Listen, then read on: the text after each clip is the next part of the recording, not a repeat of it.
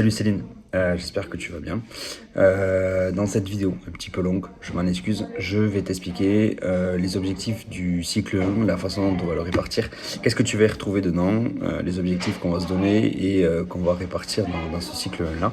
Et je te ferai exactement la même vidéo en fin de cycle 1 pour le cycle 2. Donc, comme je t'avais dit dans le PDF en retour de ton questionnaire, on va répartir le suivi en deux cycles. Un cycle 1 qui va plus être attrait au développement de la force et un cycle 2 qui va être plutôt spécifique où on va travailler plutôt l'endurance musculaire avec du spécifique qui sera réellement attrait à ton concours pro. Donc avant de commencer, l'objectif en fait de faire ce cycle 1 là basé sur un développement de la force, ça va me permettre de te voir bouger, de pouvoir corriger certains défauts, que ce soit du manque de mobilité, du manque de stabilité,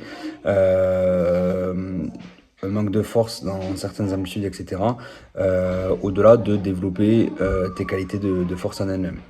Quand on parle de qualité de force, pour te faire simple, l'idée c'est de reconnecter ton système nerveux à tes muscles. Ce que je veux dire par là, c'est lorsque je sollicite un muscle, je ne veux pas qu'il s'active à 50%, je ne veux pas qu'il s'active à 70% ou à 80%, je veux réellement qu'il s'active à 100%. Et ça aura un intérêt énorme pour la suite, et notamment pour le cycle 2 qu'on fera du spécifique. Par rapport à ça, ce qu'on va faire, on va répartir notre cycle 1 en 3 macrocycles. Donc tu vas avoir un premier macrocycle, tu peux le voir sur le tableau dans la vidéo, de 3 semaines. Là, l'objectif c'est de te remettre un petit peu en marche. Tu m'as dit que ça faisait un petit moment que tu n'avais pas bougé. Donc là, en gros, l'idée c'est de te remettre en activité, faire comprendre à ton corps qu'on va se remettre à bouger. Et l'idée pendant ces 3 semaines-là, c'est de faire plus du sort de cross-training où tu vas faire un petit peu de tout avec des intensités variées pour pouvoir justement relancer la machine. À l'issue, on enchaîne de suite sur le macro-cycle 2, il n'y aura pas de semaine de deload, donc 2 semaines de repos.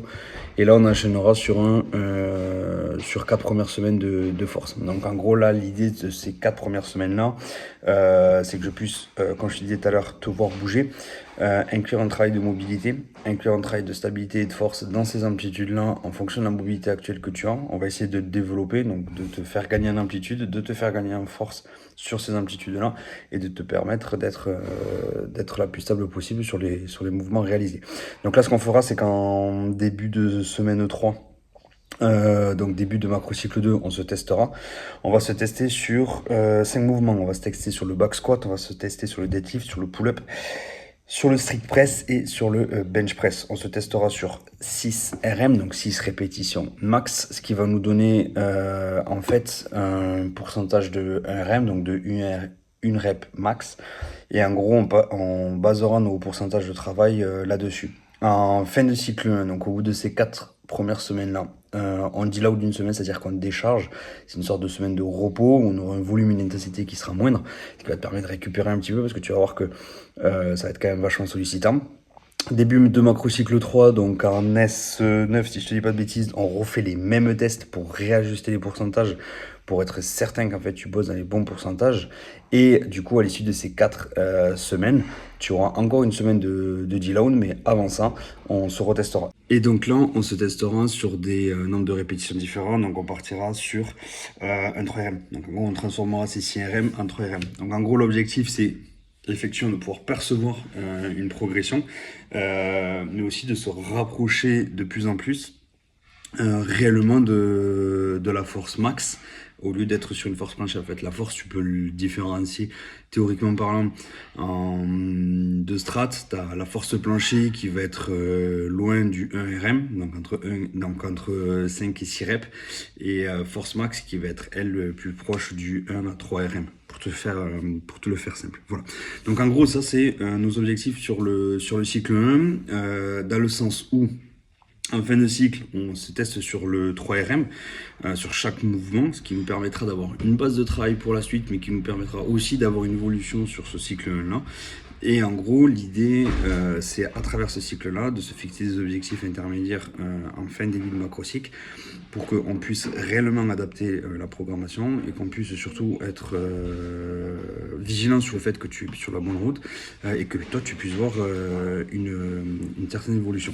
Donc, je refais le point là-dessus. Objectif du cycle 1, travail de force avec un travail de mobilité, un travail de posture.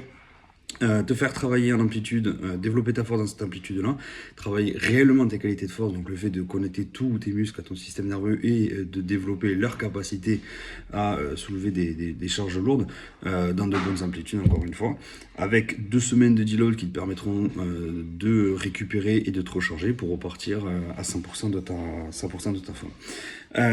Juste avant ça, 3 semaines de training, donc c'est des séances qui vont être quand même plus ou moins courtes, qui sont pas forcément les plus fun, ça dépend comment on voit les choses, mais ça va réellement nous permettre de relancer la machine pour être certain que dès qu'on attaque le macrocycle 2, tu sois prête à bosser. Euh, voilà, je pense avoir fait le tour sur tout ça. Quoi qu'il en soit, en fin de cycle 1, on refera un point ensemble. Je te referai un briefing sur le cycle 2. Cycle 2 qui aura, lui, un objectif plus de prépa spécifique. Donc là, on rentrera sur l'endurance de force. Endurance de force qui est nécessaire sur l'épreuve du parcours parce que tu es sur un effort qui va être quand même intense et plus ou moins court dans le temps avec beaucoup de charge au poids de corps et encore que t'es lesté avec un aérien il me semble.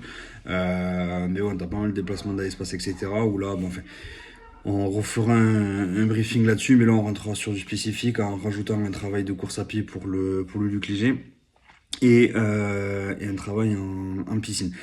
Quoi qu'il en soit, t'inquiète pas, durant le cycle 1, il y aura des extras. Il y aura des extras sport dans le sens où tu verras un petit peu comme dans le même style que le macro cycle 1, où on va quand même agrémenter de la course à pied, etc., etc., pour commencer à préparer ce travail-là. Mais ça n'aura pas une importance énorme parce qu'on ne peut pas faire les deux. On ne peut pas développer des qualités spécifiques et développer les qualités de force en même temps, c'est pas possible. Mais pour autant, moi, je t'inclurai certaines choses pour que tu commences à te mettre dans cette bulle-là et faire en sorte qu'on mâche un petit peu de travail pour la suite. Voilà. Écoute, si après cette vidéo-là, tu as des questions ou autres, parce que tu es en désaccord, parce que tu ne comprends pas, ou parce que tu vois pas où est-ce que je veux aller, et voilà, que c'est un petit peu flou pour toi, tu n'hésites pas à m'écrire.